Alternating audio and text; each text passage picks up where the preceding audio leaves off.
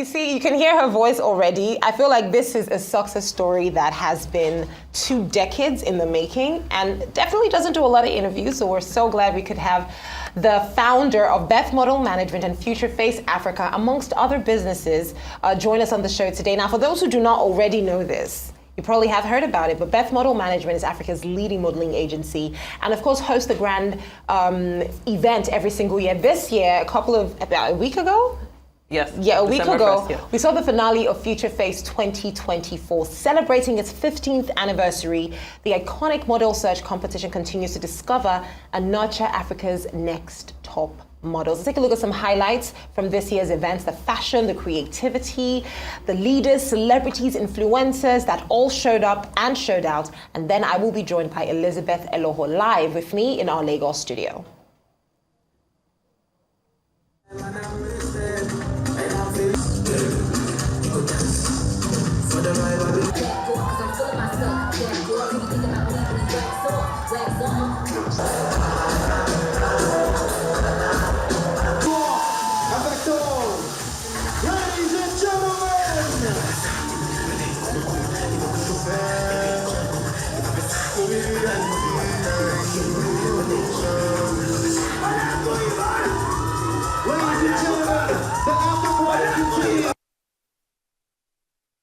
Well, joining me on the show right now, the woman behind it all. It's been 20 years. I was just telling you, Elizabeth Elohor, ladies and gentlemen, that as at 20, I think it was either 2012 or 2013, Elite Model Look, as it was called at the time, because it's been remodeled, obviously. Yes, everyone knows that. Bamboo in Maitama in Abuja. You need to see the number of hopefuls. I can't believe you remember that. I can never forget, and I'll tell you why I can never forget, because auditions are like a whole thing for models. I wanted to be a model, I'm not even gonna lie. Right, okay. So it was like, my sister actually did pageantry as well and eventually wanted to do, so I would follow her to these things and you could see the excitement. You could see how everyone shows up in their tank tops, their leggings, their heels. And they're scared as well. The butterflies, you will be into. Now, this is all the way then. Yes. And you've sustained this legacy up until today.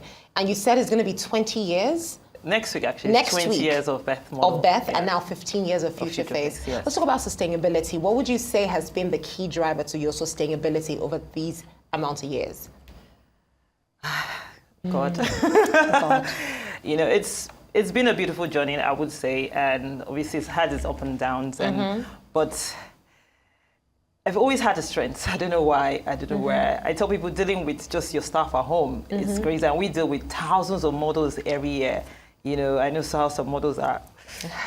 They see me on the road, like, you spoiled my dream, I'm sorry. But I love discovering models. I love, you know, meeting new faces, and, you know, if possible, I wish I could put everyone out there internationally. But it's not been that easy because obviously we've not had support from, you know, I won't lie to you, we've not had a lot of support, and that has affected us as well, you know, because most of these kids are really, really, you know, from poor backgrounds, and so it's been. You know, but you're not wrong to say that. I can only imagine. At some point, I think you're the reason people started taking the modeling agency serious. Oh, yes. We're the first set of models. Yeah, well, actually, I would say we're the first modeling agency in Nigeria. We started in 2004. And back then, people didn't even believe in modeling, you know, and, you know, parents like, no way. And obviously, the view about modeling back then was really, really bad. You know, but over the years, we've tried to explain what it is, that, you know, it's actually a career, it's a job, you know. People see me and say, oh, what does she do? I'm like, you don't want to know what I do every day. I'm on calls with parents, you know, I have dealing with kids. I'm dealing with kids that are from 14 years old to 18 years old. I mean, I have a daughter who's watching, by the way. My 2 daughters, bless them. They see me every time, and I see them, and I see, you know, of course, I have kids, I can't do certain things, you know, I have to make sure my kids, so I take care of them like, you know, my own kids. So over the years, it's been, you know. I mean, I can definitely attest to that because I remember one of the events that you did. I know for the modeling package is quite interesting, you know, as a model, they get to do your hair, you get to stay like in a space with a bunch of girls. You get to, there's a beautiful part, but I also imagine there's a messy side to it, where there is that emotional side where people have a ton of expectations, right? Everyone believes that as a model, it starts here and then tomorrow I should be walking for Versace or, you know. Every day. Every single day. So how do you manage the vulnerability and the emotion, I would say level of emotional intelligence that sometimes comes with what you do? I always use myself as an example because when I was 17, I wanted to be Naomi Campbell. I thought I would be the next Naomi Campbell by now, you know, so, and it didn't work out for me, you know, but I made sure I went to school and I made sure, you know, when I moved back to Nigeria, I started thinking of what to do. And I realized that, look, there was no modeling industry in Nigeria. And you know, I started my own agency. So when I speak to these kids, I give them example of me. I got so many no's in my life.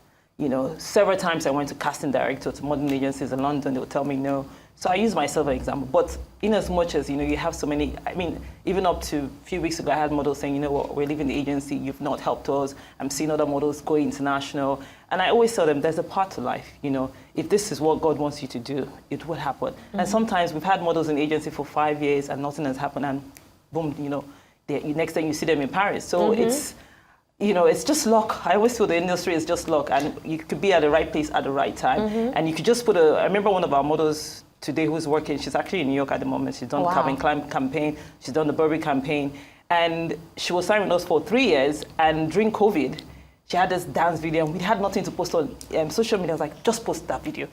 And the minute we posted that video, within 2 minutes, we got a call from Paris and said they want to sign her. That, oh my God, we love this girl. Wow. You know, and the next season she traveled, she did the Burberry, she did so many campaigns, and that was it. So I always tell models that, you know, don't give up, you know.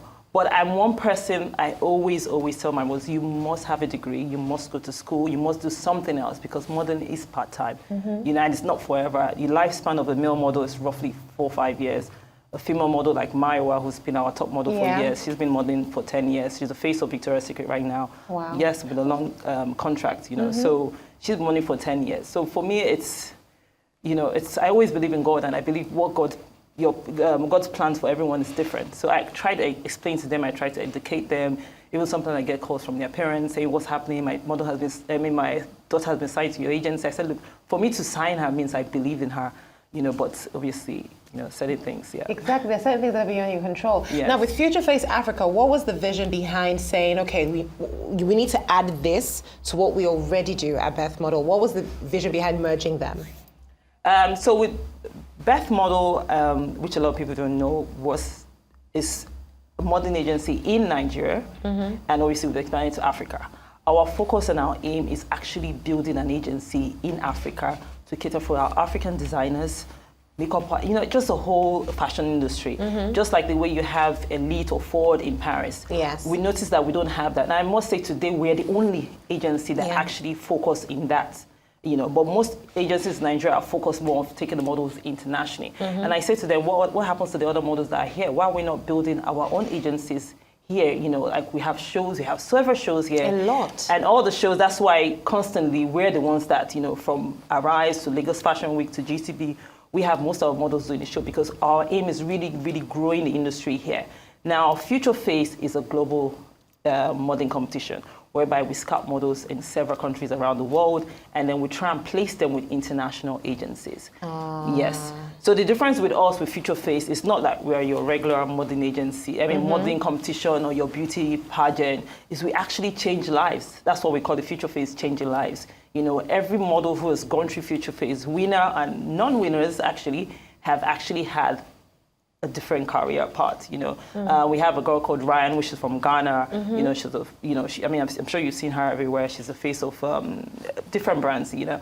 So there's so many I can't mention. You know, I feel like just listening to you speak about all of this, it boils down to one thing: passion. Yes. This is something that you have a heart for. It's something I have a heart for, and I feel it's my calling. It is your calling. What would you say, though, is the toughest part of everything? This passion that you have, the hardest part of it all? Finances. Let's talk about that. Yes.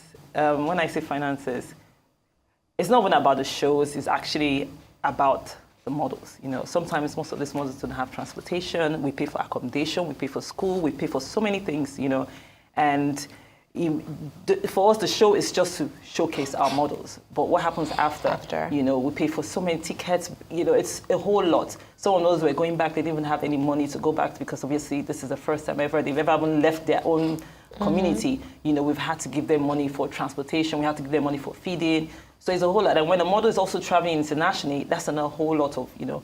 but people don't see that. And these are models from really, really poor background that we have to help. And, no matter what, even our models in Nigeria as well, most of them, the same thing, it's a whole lot. I have to just say to you though, Elohor, one of the reasons why I wanted to have you on, because I know that, we cover the event, and the look of excitement, as much as these are challenges, you cannot take that away. And I definitely think that we're in a space where our creative economy is seeing a facelift, especially with the minister's involvement, the Office of the Vice President on digital economy and the creative economy as well. There's a facelift that it's like scouting out industries that, how can we make these industries louder in terms of the impact that they have? And I definitely think that the modeling and fashion industry is one space that they're looking into. So we're happy to see. I'm hoping, I've heard about it, but I'm hoping that it works. No, I think it will. I think it will, because it still boils down to impact. So I think that this is a space that, the creative economy, when it comes to the fashion, without the models, we don't have fashion shows. We don't have, true. Without quality, well-trained models. So we need their support in every way. We definitely do. So I'm looking forward, and I'm hoping that happens, Elohor. And I just want to say thank you for making dreams come true for a ton of models. I don't know if anyone has said that to you. Well, I'm saying that in public to everyone watching. Thank you for what you do for these models and showing up every day and doing it every single time. You show up at these castings, you're there with your t-shirt, your sunglasses, and then later you go off and then glam up, but you're there hours before. So thank you for being that mom to these girls and boys who just want to be impactful in a path that culturally they say there's no hope for you here. So thank you for breaking that barrier, and thank you for joining me on the show. You're welcome. So we're going to take a break on the show. Rather, we're going to actually end the show. It's actually an end. Thank you for joining me. My name is Kachi Ofie. Kachi Rise 360 every single weekday at 5 p.m. Your deep dive into the world of pop culture. Goodbye.